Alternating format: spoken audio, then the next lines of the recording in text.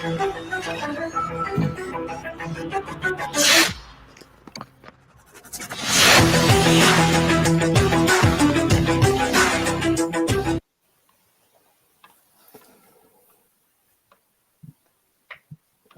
welcome to the show, everyone. This is Grublets on Ice with Andrew and Dave.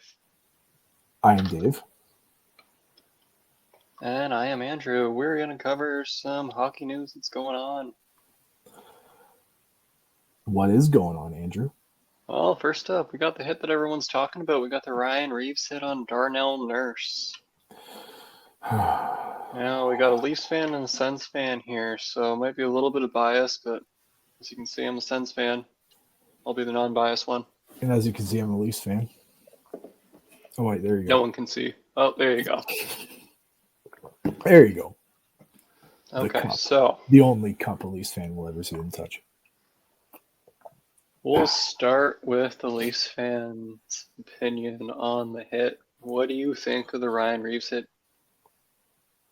Well, personally, I feel the league has had bias previously in suspensions, but in the case of Ryan Reeves' hit, I feel the 5 games was very accurate. I even said before I knew about the suspension that I felt it was a 5 to 6 games. Partially because of his his previous incidents where he's been suspended. I think he has 3 suspensions and 2 fines. But I don't think Ryan Reeves is a dirty player. I think he's a big, tough player, and that's his role on the team, is to try and keep the other team in check and not target their stars. I don't feel Ryan Reeves was looking for Darnell Nurse's head. I don't feel like he was targeting the head. I think that he was expecting Ryan Reeves was expecting Darnell Nurse to go along the boards. And the timing, I feel it was just an off-timed hit because of that. Instead, Darnell Nurse cuts up beside the net, which not a lot of defensemen do because that's not the safest play. I feel it was a mistimed hit, and because of that, he ended up catching him in the head. Do I think that he should have hit him in the head? No. I feel like he could have avoided it. So I agree that the suspension should be about 5 games. I agree with you on the suspension. It was a dirty hit. 5 games is fair. I think Reeves is very much a borderline player. He is a big body. He has no other purpose out there other than to hit and make players mad or fight. Frankly, the guy has no business being in the NHL at this point. Obviously, he's still a very skilled player, but maybe not NHL caliber anymore. I feel Ryan Reeves is a Craig Berube type player. He's a guy that mucks it up along the boards, and he's hard to move off the puck when he has it. He doesn't have a great stick because that's not his game. His game is to create energy on the ice and keep the defensive team hemmed into their zone with physical play and tire them out. And that's so far this season what he's been doing. You can call him a Berube-like player, and coaches' players can be okay, but to look at Ottawa, Hamonic is a Travis Green favorite, and he's playing him over JBD, Jacob Bernard-Docker. Bernard-Docker has some of the best, I think it's Corsi in the league, minimum 100 minutes played among defensemen, if not the best. And it just doesn't make sense to play an aging vet over him just because he's your favorite. Coach bias can be bad like that. You don't want to play someone just because you like them. He's good in certain situations where he's set up to succeed, in the sense where the puck's in the offensive zone, you want to get your stars a little bit of rest, and you want to up the pressure and keep the energy up. That's what Ryan Reeves' role on the Leafs is, and I feel like that's what he's doing to stay in the lineup night after night. He keeps the puck in the offensive zone, and that's his job. His job isn't to score. His job isn't to play defense, mainly. If he has to, he's not the strongest, but he can handle the puck in the offensive zone and just keep it along the boards and wear out the defensive team. That's his role on the Leafs, and I feel like that's what he's doing as a 4th liner. Do you think he's really spending that much time on the ice, though, to make that much of a difference?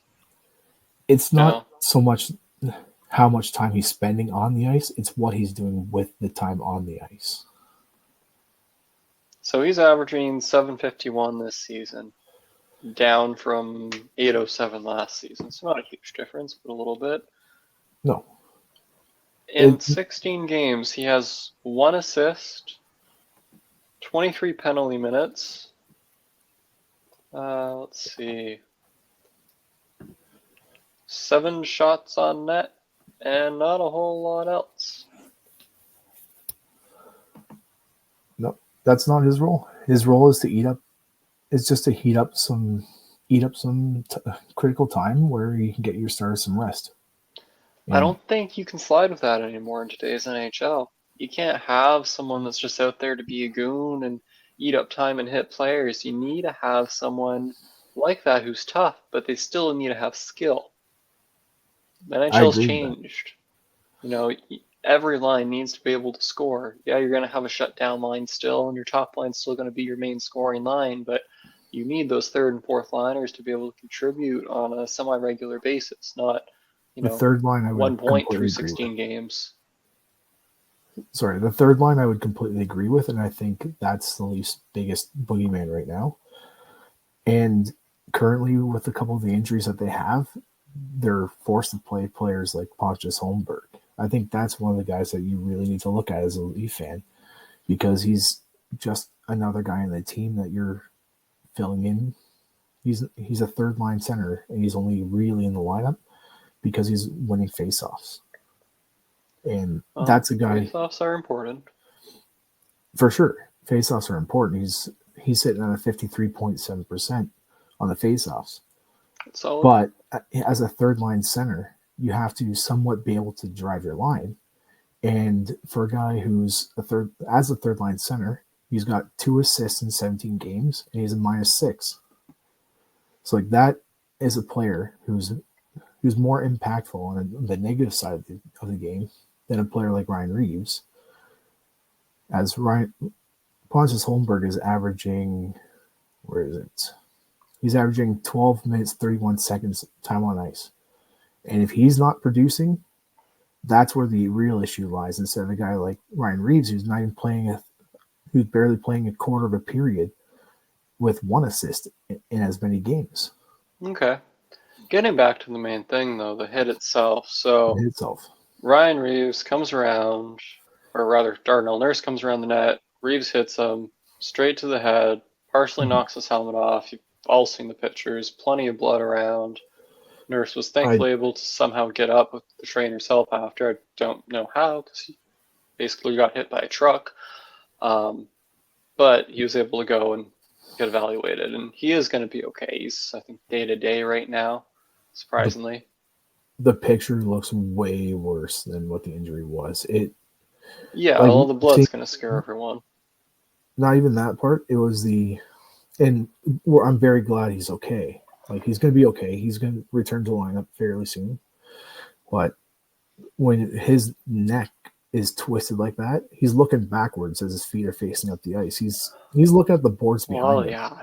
If you do it frame by frame, 1 second he's facing the same way the puck's going, the next second he's just, his head's all the way that way. And there's no place in hockey for a hit like that. No, Reeves needs to be responsible for his own body and what he's doing with it. So 5 games for a repeat offender is fair. I don't think it's overdone. I don't think it's underdone. I mean, regardless of if Nurse is okay, that's probably about the right amount of games for him. I think the NHL got one right here. That's coming from a Leafs fan. I have been known to have Leafs bias in the past, but I really feel like they got this one right. And in the past, you've heard me say how many times this, I'm okay if this is the standard going forward, but it never is. That's what you do when you complain about suspensions. Yes, but or calls. But in this case, I really think they made the right call with 5 games, and it's unfortunate. The main point is, though, we're glad that Darnell Nurse is okay. It could have been way worse, and I'm very glad. It could have been much, much worse. Yes. When I saw the hit, I my heart sank for him. I thought he was going to be stretchered off, and the fact that he didn't need to be, I was astonished. Well, he's lucky. I mean, Reeves is lucky too in a way because I'll call Reeves an asshole, but he's still a human being. He feels he would have felt terrible. I'm sure he still does feel terrible for the hit because that's in the For sure. game, in the heat of moment, adrenaline going and all that. So he's coming around. He's like, okay, I'm gonna nail this guy, get the puck. But I'm sure he didn't intentionally hit him in the head. No, Reeves and that's is what a big guy. He's he's a still big guy. responsible for that, but he is a big guy. I don't want to be the type of person to say that it should be on the onus of the guy receiving the hit too. I'm not going to say be that guy where you have to keep your head up. It's been said millions of times. It's hockey. You need to keep your head up, but as the hitter, you need to avoid the head. You need to make a Yeah, clean check, or don't make the hit. it's one thing if the guy puts his head down at the last second, but Yeah, Marcetta's position the same around the net. Reeves saw him targeted. It is what it is, but like you said, I think the NHL got it right, and Reeves will serve the 5 games. In my opinion, the Leafs are probably better off on paper for it. Might get a little bit more depth scoring now. I'm excited to see what Nikita Grabank can do for the Leafs. He's had an exciting preseason. I really like this style of play. He was a hard nosed player, and I think I think the future's bright for that guy, and it's a great pickup in the draft by the Leafs. I'm excited to see what he can bring to the team. I believe he's playing tonight. I haven't seen the game tonight, but I'm excited to see some games with him. If he can do what Well, he did in the preseason, he's he's maybe a couple of years out from making the team if he does, but we'll see how he develops it. But I think the Leafs have a lot of depth that anybody can swap in on that fourth line, and they're going to be just as strong as they were before, if not maybe stronger. Fraser moving on Minton, from the Leafs, though, and yes, the Reeves hit. Let's talk about that Lars Eller trade, what Kyle Dubas is doing in Pittsburgh. Is it really the start of a rebuild? Is he just going to move off some contracts to create cap space to try and retool on the fly here for this season and keep it competitive while Crosby's there? What's Washington doing picking up a player on an already really good team so far this year? Lots of different questions that we could talk about. I've heard rumors that Lars Eller was upset being in Pittsburgh with them not being a strong team this year. Nobody likes to lose, obviously. These guys are the most competitive people in the world. No, I mean, But I think Washington has picked up a solid two-way forward. He's not going to be a 40 goal scorer, and you don't expect a guy at a 2.5 cap hit, but he's winning faceoffs, and he's got what's his defensive WR? Was it 88th percentile? that I can probably pull up and take a look. But Lars Eller, I mean, he's like 35 or something, and he's in the last year of his deal. It's nothing more than a depth center, a little bit of extra help, which does not hurt at all. He's 50, It's just who are they 54% going on to take faceoffs. out? That's my one thought. Hockey's a rough sport. It's a long season. Guys are going to get hurt. That is all but a guarantee. Look at Colorado. There, let me share Jay Fresh's card here. Get it up on screen for everyone. He's shooting a very fair 13% almost. There we go. So, yeah, 88% defensively. So as far as that third or fourth line center, you need a guy that needs to shut down the other team on the fourth line. He's the guy. He's not going to provide a lot of offense, but that's normal. He's 35. Offense starts to drop off. Not everyone can be a Crosby, an Ovechkin, a Giroux. Those players that continue to produce. Malkin past their older years or into their older years. Mm-hmm. But You throw a he'll guy be like good. Lars Eller out there, a guy who's going to win faceoffs. He's reliable defensively. He's averaging 15 minutes 44 seconds on ice per game. Those are valuable time. That's valuable time that you can rest your stars.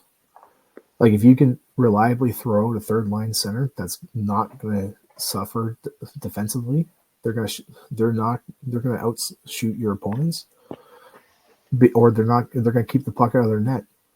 That sets them up to win. You start with the puck off the faceoffs more time than not, and he can shut down the other team's offense when he's on the ice. For 2.5 Yeah, million, that's what you're looking for. it's not bad at all. I mean, that's from the Washington side, so that helps them on center depth. Like you said, it's a long season. People get injured, so it doesn't hurt to have an extra body, and the veteran presence will definitely be good, assuming that he's now happy in Washington, where he did play before, and they are doing excellent, so that winning Yes. factor should kind of change his mood. Um, that veteran presence in the locker room, if he can just be a happy guy and help the younger guys out there, it even if he doesn't play a lot, it's still going to help. And they didn't give up a whole lot for him. They gave up a third and a fifth, and it's I saw enough, but it's not terrible. one of those picks. I remember seeing a stat. One of those picks that Dubas picked up, he was under his control briefly when he was the general manager of the Toronto Maple Leafs. Ironic. Maybe he missed it and wanted it back. No, I want that pick. That is my pick. I am taking that pick. I'm going to draft a third line AHLer with it. Well, he picked up a 2027 third and a 2025 fifth. Honestly, the 2027 pick is smart because at that point, sadly, Crosby could be retired. No guarantees because he'll play until he doesn't Doesn't enjoy the want. game. And even then, he's probably always going to enjoy it. So your guess is as good as mine. I I think he's a guy that's just loyal to the Penguins. I I He's want won to his say cups. he's won. He's won his cups. He's spent his whole life in Pittsburgh, his professional life, at 8.7 million cap hit because that's his number, and we all know how insanely superstitious he is. And Yes, the he's won same. his cups. He just wants to ride off into the sunset and just have some fun in his last couple of years. Break the 600 goal mark, which we all thought it was going to be against Tampa because he likes to score against good goalies. Well, But Crosby's going to do all that amazing stuff, and Dubas could still make some moves. Pittsburgh's not done yet. On paper, they have an okay team. They have one good goalie right now, and that's Joel Bloomfist. So if they bring in someone else, maybe just retool a little bit, because right now and Crosby was promised a competitive team when he signed that 2-year extension. That is the and issue. you look at some of the players that they have. They have some stars. It's just they don't have the depth behind it. Yeah, like you got Crosby still producing, Malkin's still producing, Letang's still doing okay. Apparently, they're not happy with Carlson's play. I mean, he's not doing as good as he once was, but he could bounce back. You don't know. Um, Marcus You hope he Pettersson, does. it could be an issue of them losing two or and not seeing a potential cup window because when Carlson was traded there, they still had a chance last year, or at least probably felt like it at the start. But right now, it's just not looking good. And Carlson doesn't have his cup, so he could be trying to just get his own. I mean, he came close in Ottawa. Pretty much put his team on his shoulders. Yeah, I was during the Miracle 2017 Eastern Conference Final run, so I feel bad for you know, Blomqvist. Like he's an up and coming goalie. He's a very young guy. I don't agree well, with him calling him up. He's young. How much is this going to hurt his development? He's 22 years old. he's not doing bad though. He might be losing games, but it's not losing in blowouts. The kid has good numbers, so I don't think it's gonna I hurt agree. him that much. He's playing with Crosby. Imagine being 22, go back 10 years. Think of when he's 12. Tell him, you're going to be playing with Crosby in 10 years. Think how happy that 12-year-old would be. I don't disagree. It's not often where you can see a goalie like Marc-Andre Fleury come in and be a star his entire career since he was a teenager. Or a goalie like Matt Murray coming in and winning 2 Stanley Cups in his rookie year. Like, it's not often you see guys do that. And the average time frame for a goalie is they spend a couple of years in the minors, and they don't usually start hitting their prime until they're almost 30. Yeah, goalies are weird. It's just the way it is. But, like, looking at Bloomfist, his first game, 38 shots against, 4 goals against, not great. His second game, 4 goals let up on 50 shots. Impressive. 4 goals let up on 39. Not too great. 2 goals let up on 34. He's getting peppered. The defense isn't great. 3 goals on 8. He had 3 goals on 8 shots against the Stars in their 7-1 loss. Yeah, that was not a good game at all, but no. Considering it ended up being 7-1, something tells me that was more the team than it was him. Going back to it, not to digress too much, Dubas making this trade, I don't think he wants to be the GM that trades Crosby or Malkin. No, and I mean, Nobody Crosby, it's going to go, he's on his own terms. If he wants to go, he goes. He deserves that right to dictate what he's doing. He could have signed anywhere. I mean, I don't think we have to say it. He was a UFA. He could have signed anywhere he wanted. Well, he would have been UFA after the season. Yeah. He could have said, no. You know what, I don't want to sign in Pittsburgh. He could have said that. Crosby's he's not a dumb guy. I think he knew what the team is. How whether Dubas convinced him that he's going to try and put together a cup-winning team or a cup contending team, or if Crosby just said, wants "Give me 2 a competitive years. Team." You know, all Crosby needs is for a team to get him into the playoffs, or him to drag a team into the playoffs, so he can win. He has they wasted his most productive year last year. Keep talking. I'm going off screen for a second. I can still hear you. I can wait till you get back, I think. But I think this is more of a culture thing, trading a guy like Lars Eller, because he's a guy that you want as a depth forward. He's been there, he's done that as a depth forward. I think it's Dubas doing one of his not stupid signings, but mistaken signings from the start. Because he got to Pittsburgh, he made a few signings, not all of them worked out.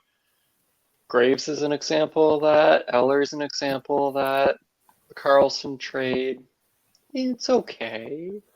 I forget if that was Dubas for sure, but that was Dubas. Yeah, I think that was like one of the first things he did as a GM. And now, Carlson on paper, I mean, he just came off that 101-point season with the Sharks. The Sharks. Yes. That suck right now. The Sharks. So just to make sure they're in San Jose. The San Jose Sharks. Yes. Those guys. Okay. Yeah. The teal colored jerseys. In case anyone was confused when I said the Sharks twice, they didn't get it. I'm sure that helps. Okay. You know? Yeah. So the San Jose Sharks in California? Those guys. Yeah, I'm pretty sure. Okay. Now, on paper, that wasn't bad. I mean, that gives you the right side depth of Letang and Carlson and Letang, whichever way you want to stack it. And you have Marcus Pettersson, who's an excellent two-way defenseman, more defensive, honestly. And Ryan Graves should have paired well with one of them, but it just didn't work out.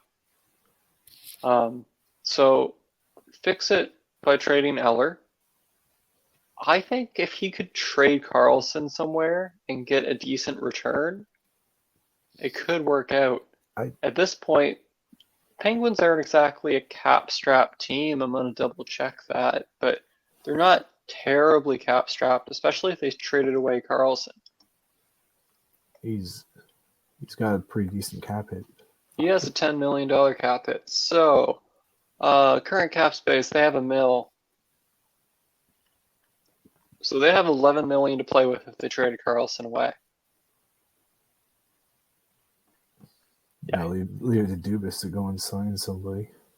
I think the only way they do it, though, is they trade him with retained salary. So they have him signed for this season and the next two. So he's signed till he's 36, and you're going to have to convince a team or have a team talk to him and him say, I'm going to play better. You know what? I'm just not feeling it anymore in Pittsburgh. And he's not that far removed from that 100-point season, and last season he did okay. So if you pair him with a good defensive defenseman on the left-hand side, like John Marino, for example, the player that Pittsburgh never should have traded away, it could be good. I think Carlson has good hockey left, but I think his defensive side has taken a hit this year. And again, that could be who he's playing with. And it could be, but Carlson, there's not many years that he's been a defensive genius by any means, you know.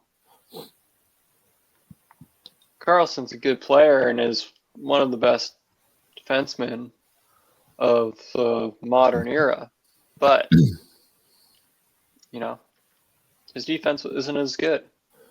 If you go back to the greatest offensive defensemen have had a strong defensive defenseman paired with them to support. So they have the confidence. You look at Carlson during his Ottawa tenure, he had Mark Methot. Methot was a stay-at-home defensive defenseman who threw beautiful hip checks and knew how to stop other players. Simple as that. That is a great Methot you had there. One day someone will laugh at one of your dad jokes, I promise. You're right on the mark with that. Let's see. So let's go. One guy you got to Matt Grzelcyk is not having a great year. I'm not sure who his D partners are, but he's got 8 assists in 21 games and minus 11. Oof. I mean, that's a team stat to some extent, but minus 11's never good. No. I mean, when your goalie can't stop a beach ball, it, as a defenseman, now I never played high level, but it changes the entire way you play your game when you know every shot has a potential for going in. When you know every shot has a potential for going in, you're playing so defensively that you're not even thinking about offense. You're thinking, oh my Lord, I got to stop this. If this gets by me, it's going by the goalie. And playing like that is hard. I've had good goalies. No, I never played a high level, but I've had good goalies behind me and I've had weak goalies behind me, and it's tough. When you have zero confidence in your goalie to make a save, you're diving in front of every single puck to block it. It does. That's a whole team thing. You know, you need to be able to have confidence in your goalie. Your goalie needs to be able to have confidence in you. Mm-hmm. You know, it goes with your centers. Like when we play together, you know, if you're on D and I win it back to you, I feel better about that than winning it back to Daniel sometimes.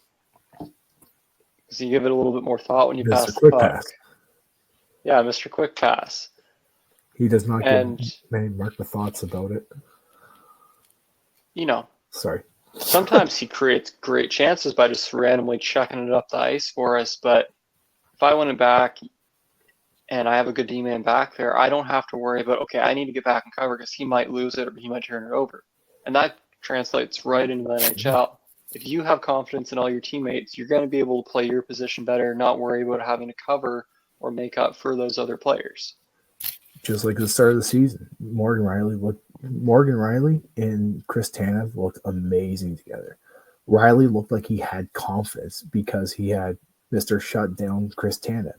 Exactly. The best defenseman he's ever played with. You look at some of the defensemen that he's had to play with. For example, he used to be paired with a couple games with Jake Gardner. Okay, we're Oh, gonna shut this down right now and move on from the hey, Gardner hate. I know you don't that like the guy, that's way but that's way in the let's past get now. back to I'm over it. Washington. So, yeah, they made a good trade with Lars Eller, but let's look at Ovi. We'll start with, will he break the goal record this season? Now it depends on how long he's out for. He's Okay, let's currently listed assume at week he's out 80. for a couple weeks or something like that. I say he breaks it if he's back in that time because he He's what, was 32 goals or something like that. he's down to 29 now. 29. Yeah, because he had Yeah, another 2 goal night. for Ovi So that could be 1 month almost. Like you have a heavy month of games. if he keeps scoring at that pace, he can come back. I mean, he's old as far as NHL players go, so he needs to be able to Like bounce back and be ready to go. he scored, like look at last year. He ended up with what I think it was 30 something goals. He only had 8 goals 44 games into the season. Yes, and I am going to say this. Ovi does not do off-season training, and he drinks all his Coca-Cola, and he's probably going to be the greatest goal scorer of all time, so who am I to judge? But that has affected his early season play, at least last year. This season, apparently not. He grew that dad bod belly this off-season. Mm-hmm. Might be there, might be gone, but it hasn't affected his ability. If It anything, it somehow made him better. Some people have the ability to work, and some people have to work for their abilities. He doesn't. He's not the fastest skater, but Not anymore. I don't want to go toe to toe with him. I don't. I'd be No, grabbing my pants seeing him come I flying mean, down at me 1-on-1. he seems really motivated this year. Like he's going on the back check. And when has Ovi ever back checked? Well, You know, look at the difference in shorthanded goals between him and Gretzky. Well, if he has 5, I think Gretzky's 70. yeah, Ovi's not Like, a penalty killer. and no, he's not a penalty killer, but he wants that record. He knows what he's playing for. Yeah, the Capitals know that too. I mean, they put together a good team this offseason. I thought they were going to be better and be good, not, just a wild card team. I didn't think they were going to be this good. Ovi heating up helped them steal that last spot from the. Well, It did. It mind did. you, it also didn't hurt them that the Flyers went like 1-16 in their last bunch of games. Not actually, but they Yeah. were Yeah, they horrible. They they did lost pretty that playoff bad. spot just as much as the Capitals took it. But I think yeah, Ovi can do it. I You I know, still can't see as long as he's back and he's okay and healthy, he's going to do it. We're going to see him break Gretzky's 100%. record. And as a Canadian, it kind of sucks. I literally have a picture of Gretzky right here, a sketch of him. But at the same time, Ovi has worked so hard. We got to see the greatness. Yeah, Like we got to see the grade I 8. like Gretzky played till 1999. I was 8 years old. Sorry. Yeah, I was 8 years old when he, with my late birthday, I was 8 years old when he retired. I didn't get to see much of that, or at least remember much of it. That's cool. I was 1. Yeah, exactly. Yeah. That's my point. We got to see Ovechkin. We got to see Yeah, his entire career and we the got to grow greatness. up with Ovi and Sid and that whole And rivalry. Malkin Malkin and too, but Kane, Patrick we got to Kane. see a lot of good players. I mean, we're fortunate enough now to see McDavid's career and really be hockey fanatics at the point that McDavid was drafted. Like, sure, when Sid came in to leave an Ovi, I liked hockey, but I was young, so I didn't understand it Mm-hmm. like I do now. But getting McDavid from day one and seeing this guy step on the ice, we're just lucky. I was in high school when OV got drafted. Yeah, I was not. Yeah, I was in high school. That is um, scary. I was in high school when Ovi got drafted. but I think he comes back healthy, breaks the record 100%. at some Yes. point this season, and is If not, it's in the playoffs. I don't think he breaks it in the 25-26 season. Well, even if he makes the playoffs, those don't count towards the record. That's separate. Okay, fair. So I as long as he plays enough games, if he's not injured too long, he breaks the record. 100%. yes, exactly. I mean, he needs to be back within a decent amount of time, but I think he'll do just fine. Good luck to Now the Ovi, though. question. Now one. Now, how deep do we want to dive into this? Because he has 20 more empty net goals than not Crosby than Gretzky has. 20 extra. So does he have to beat it by 20? Now he'll do We're that not next going to season. get into that. I'm going to go with goals. A goal is a goal, whether you score it on empty net or on a goalie. There's still going to be those people out there that are saying, well, he scored 20 extra empty net goals and Gretzky had 50 more or 60 more shorthanded goals. So, like, there's going to be those people. Those people can argue all they want, but numbers are numbers. If Ovi retires with 895 goals, he beat Gretzky. Doesn't matter. I agree. He Moving is on from the grade 8, though, the greatest goal scorer that could potentially actually do it in less games. But moving on, Swayman and Olmark, two Vesna candidates from last season, really. the great And $8 million signing. Nice segue. yes, identical contract extensions, or in Swayman's case, a new contract. Mhm. And they are both really not living up to those contracts as of right now. They both have sub 900 save percentage, and their expected goals against, or expected goals saved above expected. There we go. It's terrible. And as an Ottawa fan, I am so sad. I was expecting Olmark to come in and not completely just steal us games, but I just wanted some stable goaltending, like a 9-10 save percentage, nothing crazy. A goalie's doing his job if he can make a couple good saves this game and he's giving your team a chance to win the game. If he's keeping you in the game, he's doing his job. Now, there could be a goalie that's an 88 save percentage that's keeping you in the game because your team is playing strong defense. That's not the same. Like, you gotta, as a goalie, keep your team in the game. You gotta keep your team confident that you can make those saves, and you're gonna have to make those saves. And if you can't do that, it's a tough call. Well, both Boston and Ottawa are struggling, and in some cases you look at it and it's been just the team's not playing well defensively. Like last night, Bouchard walked in, deked around Shabbat and one of the other Sens players and shelved it on Olmark, and I don't blame Olmark at all for that goal. That was nasty though. Yeah, that was a beautiful goal on Bouchard's part. But if you go to overtime against the Flyers the other night, Michkov was standing down a little ways away, basically at the red line. Olmark had no reason to let off the post. Michkov sees that he's let off the post, shoots it in. Terrible overtime goal. And that whole game, Olmark just did not play well. He let up goal after goal where I was thinking, okay, Ottawa's playing great. They're going to win this. I turned it on. They were out shooting Philadelphia 24-4 or something like that. And I was just like, holy crap, look at this. This is going to be a game. And then that screenshot you sent. Yeah, I'm not even going to say they. It was Olmark. Olmark blew the lead. All the goals were soft.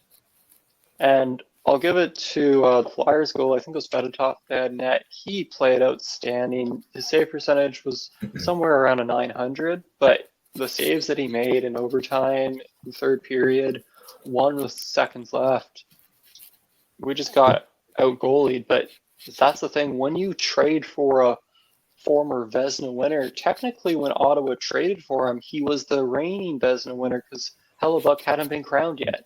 You don't expect someone to drop below a 900 and their expected goals to be so bad. How much of it is confidence? How much of it, was that trade a surprise for Olmark? Olmark knew there was a trade coming, Ottawa let him adjust to the city, talk to Alfredson and some other Sens, both former and present. And Olmark loves Ottawa from what I know. He's bought a house. It's not, hey, we're going to rent this place. And he only has 1 year left on his deal at this point. It's, okay, we're going to buy this. It's a nice neighborhood. There's lots of kids. I like it for my kids. You have to keep in mind, Olmark's a Swede and one of the best Swedes to ever play, Alfredson, obviously big Ottawa Sender and current coach of the Ottawa Senders. So Alfie talked to him, explained why Ottawa was a good city, and apparently it's a lot like Sweden in some ways. I don't know because I've never been to Sweden, but I will take Alfie's word for it. So That's that's one thing that a probably lot of why teams he do. signed.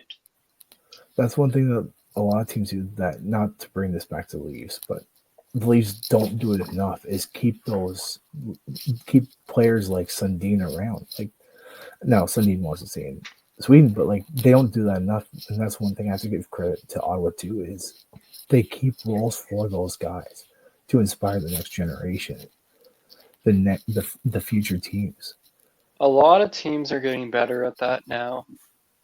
But let's not focus fully on Ottawa. What No. the heck's going on with Jeremy Swayman? Holds out, gets the big money, 8 by 8.25, and he He's is comfortable. currently sitting second to Corpusalo in almost every stat.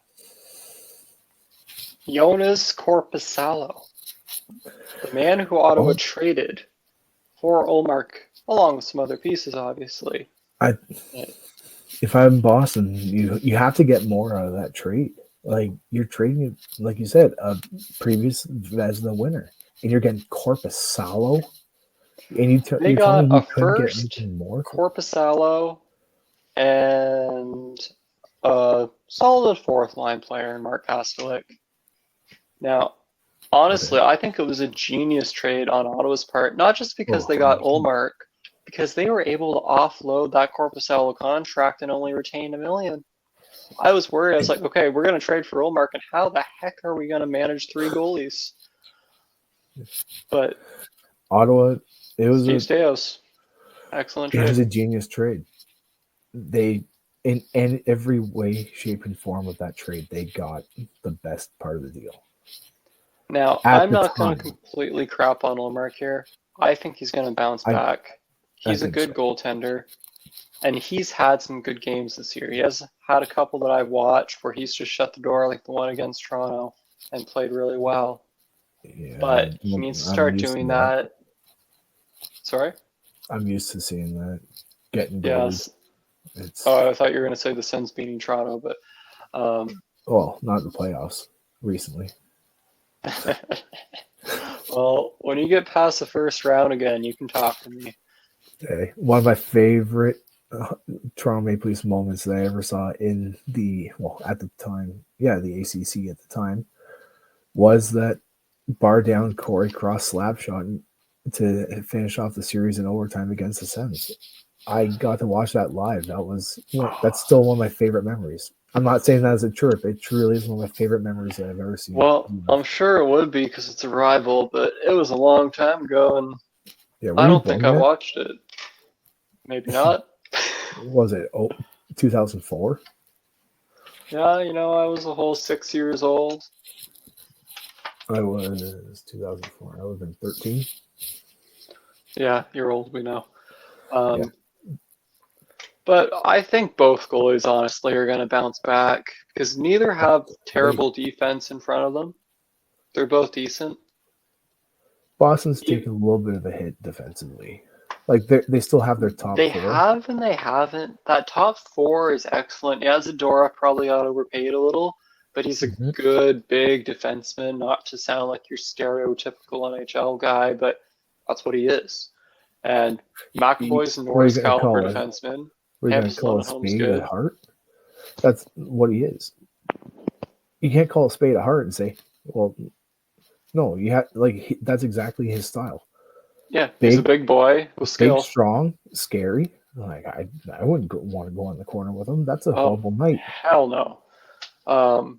But they'll bounce back. I don't know about both teams bouncing back at this point, but anyone has a chance. The Atlantic is wide open as far as I see it. The Bruins are 500 and they're playing like dog doo-doo.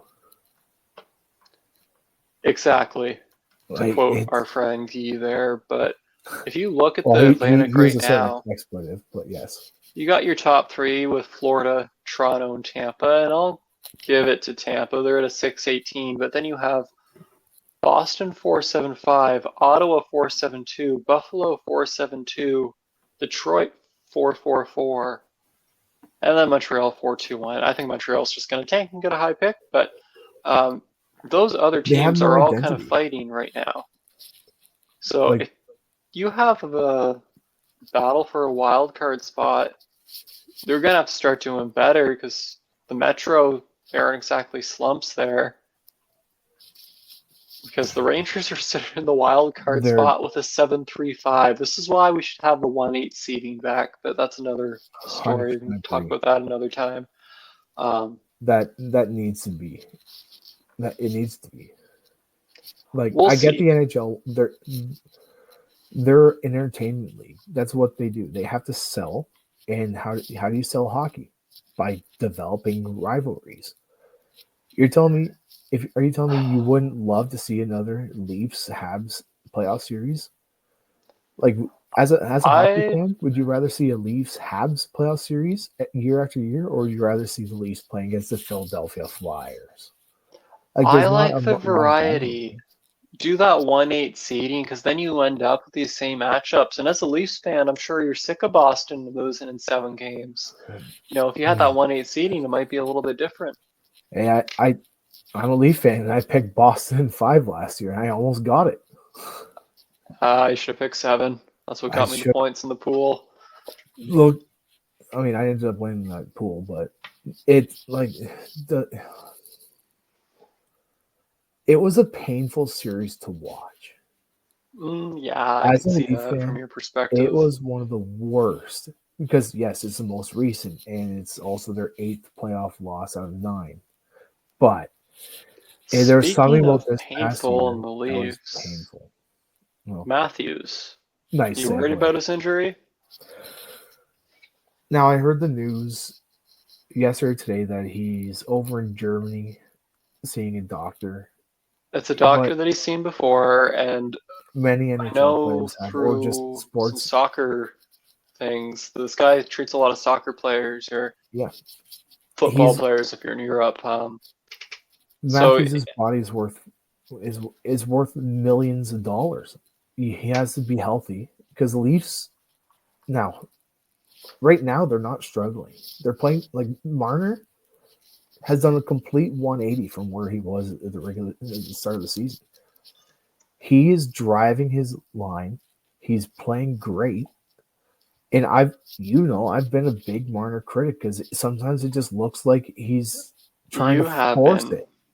And he's playing great. Like the overtime winner that he got the other night, he looked off to Varys on that after shutting down McDavid. Like that's a big play. He looked off to Varys. Like They are he playing good without him, but you can't keep the best no, goal you scorer in the league out. So, he's a he'll come very back. underrated two-way player too. Matthews has a great two-way play. He does. And He'll come back. I'm sure he's going to be he fine. He but won't be right now, winning much this year in terms of trophies, unless they have a no. chance at the cup. Knock But on wood for your sake. now, I wanted to see Matthews win the Rocket. When you're missing games, the chances are out the window because you have players that are just scoring. Like Nylander's on the heater. He just got one tonight. He's he's playing probably one of his best seasons, at least the start that I remember. Again, I've been a Yeah. Nylander critic. He's put on strength and he's grindier than he's ever been. I've So you're I not too worried about Matthew's injury then? You think he's going to come back, be okay, going to I rejoin the team? It's going to help. the Leafs need him to rejoin the team when he's healthy. Right now, they're holding down the fort. They're winning games. Marner's stepping up and driving his line. I It gives think them more it'll depth. be a good mental reset for Matthews. In a way, too, a mental reset for the team in the sense they don't always have to feed this goal scorer. Everyone can shoot themselves and realize, okay, we can do this too. We don't always have to force it to Matthews if it isn't there. And Matthews can pass. We've seen some amazing assists from the He's guy. He had can some good pass. dangles, some good And feeds, sauces, that's yes. like when Marner is playing with Matthews, you need Marner to shoot the puck because that makes Matthews deadlier. As a goalie, you're looking at who's going to take the shot. If you know, like if I'm a goalie, like I was a lacrosse goalie, but like if I was in the NHL and you're playing against the Leafs, you see Max Domi come flying down the ice. You're not worried about that shot being taken. When it does, it might go in if he hits the net. It might go in because you weren't expecting that shot because you have Tavares come down the other side or Yeah, you Pacioretty and can both those guys cheat. can shoot. But Marner's got a good shot. He's got an underrated shot. If he shoots the puck, and he has been, eventually you're going to go back to like the Leafs management is going to go back to it. They're going to have Matthews with Marner. But if they're going back to that, Marner has to shoot the puck. If he shoots the puck, the goalie can't cheat over to Matthews, which makes Matthews just exponentially deadlier. Yeah. And then you have a player like Matthew Nyes playing with them. I mean, he's having a season of his own. Now he's in a contract year, blah, blah, blah. But Well, moving on from the Leafs talk. He's mean, but Matthews, the Leafs are better with Matthews. They're not going to win a cup, or they're not going to have a chance at winning a cup if they ever had one. Without Matthews in the lineup, they need him back. But when he comes back, you cannot go back to putting him with Mitch Marner right away because Matthews can drive a line. Yes. Marner's on a heater without him right now. Okay. You need to keep them separate until you need them to put them back together. Moving on here for our last thing, we can wrap it up with McDavid hitting 1,000, the fourth fastest player ever. If he hadn't had a slow start, he could have been third. He could beat out Bossy, but he had that slow start. So, obviously, one of the greatest players to ever play the game. He's hit 1,000 points. It's mind-boggling in the amount of games that he did it in. The fact that he did it in fourth all time. Like if you look at that top 10 list, no one's even played in the modern era. He's beaten guys from way back when. Yeah, like he almost beat Mike Bossy. Oh, he was Bossy on the ice. But McDavid hitting 1,000, I mean, congrats to him. I think McDavid took that little break, and I don't even know if he's had a game since he came back that hasn't been a multi-point effort. Against Ottawa, he put up 3. One of my favorite things about McDavid, obviously I can go on and say how special he is. He's got the dirtiest hands in the league, bar none. He's got an incredible shot, and he's a great hockey player. He's one of the best of all. He will be in the conversation of one of the best of all time. It's his ability to handle the puck at top speed. Yes, but and dangle at top speed. One of the things that I love is watching him make these special plays where he looks, oh, look. Oh, all 3 of your forwards are back checking. Oh, there's a lane. I'm just going to drive right through there, put it between your legs, spin around this guy, and roof it backhand over top of the goalie's shoulder. It's his processing time. And then he looks at that after the goal goes in, and he just goes, and the smile on his face because he just goes, sometimes he doesn't know how he did that. He's just I just did that. And he walks through the whole team and makes it look easy. It's insane. Unbelievable. It's insane. And it's to do that at the level that he does. And I wouldn't be surprised. He's one of the reasons why Edmonton made to the Cup Finals. Him and Draisaitl, huge. Definitely. He's the reason why Hyman hit 50 goals last season.